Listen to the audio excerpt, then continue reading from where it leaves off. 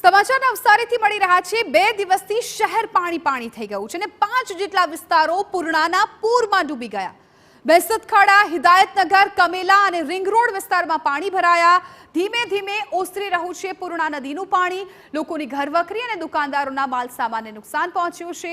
બેસતખાડા વિસ્તારમાંથી પાણી ઉતરતા લોકો સફાઈમાં જોડાઈ ગયા। પૂરની સાથે તણાઈ આવેલી ગંદકીની સાફ સફાઈ કરાઈ રહી છે। રિંગ રોડ વિસ્તાર હજુ પણ જળમગ્ન છે।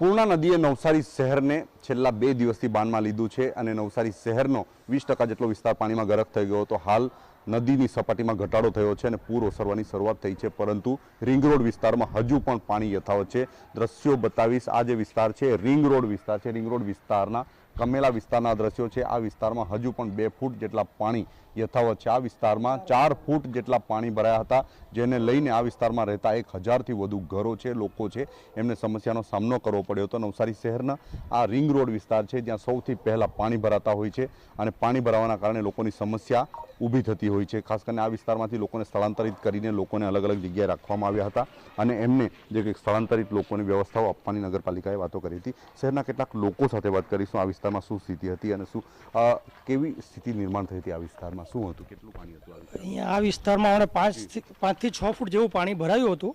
આપણે હમણાં એપાર્ટમેન્ટના પાર્કિંગમાં ઉભેલા છે, તેમાં બી 1 ફૂટ જેવું પાણી આવી ગયું હતું ને ઘણી તકલીફો પડી ને ઘરોમાં બી 2-2 ફૂટ જેવું પાણી આવી ગયું। નીચે જે ઘર હતા એમાં 2-2.5 ફૂટ જેવું પાણી આવી ગયું હતું। નગરપાલિકાના લોકો આવેલા હતા આ વિસ્તારમાં? હવે આવેલા હતા, પણ હવે બહુ બહારથી ને એમ તેમ જોઈને ગયા, એ લોકોના હિસાબે બધું કરીને ગયા। એમ કેટલાક લોકોને નુકસાન વગેરે આ વિસ્તારમાં? નુકસાન તો હવે આ બધું ઉતરશે પછી ખબર પડશે કેટલું થયું નુકસાન, શું છે શું નહીં। ગઈ વખતે એના કરતાં વધારે પાણી હતું, 4-5 ફૂટ જેવું। હવે આ વખતે હમણાં ઓછું છે, તો હવે નુકસાન થોડું ઘણું ઓછું હશે ગઈ વખતે કરતાં। એટલું નુકસાન તો થયું જ છે આ વખતે બી। તો ખાસ કરીને બીજી વખત શહેરના રિંગ રોડ વિસ્તાર, કમેલા વિસ્તારમાં જે પૂરની સ્થિતિ નિર્માણ થઈ છે, હજુ પાણી ઓસરતા નથી, લોકોની સમસ્યા વધી છે। ગત રોજથી લોકોને સ્થળાંતરિત કરીને આ વિસ્તારમાં રાખવામાં આવ્યા હતા અને હવે જે સ્થિતિ નિર્માણ થઈ છે, પાણી ઓસર્યા છે, આંશિક રાહત થઈ છે, પરંતુ પાણી ક્યારે ઓસરશે એની રાહ જોઈને લોકો બેઠા છે। નિલેશ ગામી, TV9 નવસારી। તો નવસારીના બિલીમોરા શહેરના કેટલાક વિસ્તાર હજુ પણ જળમગ્ન છે। બિલીમોરા શહેરમાં હજુ પણ નથી ઓસર્યા નદીના પાણી। અંબિકા નદીની જળસપાટીમાં ઘટાડો, પણ પૂરની સ્થિતિ યથાવત છે। નવસારી શહેરમાં પણ પૂર્ણા નદીના જળસ્તરમાં આંશિક ઘટાડો જોવા મળ્યો।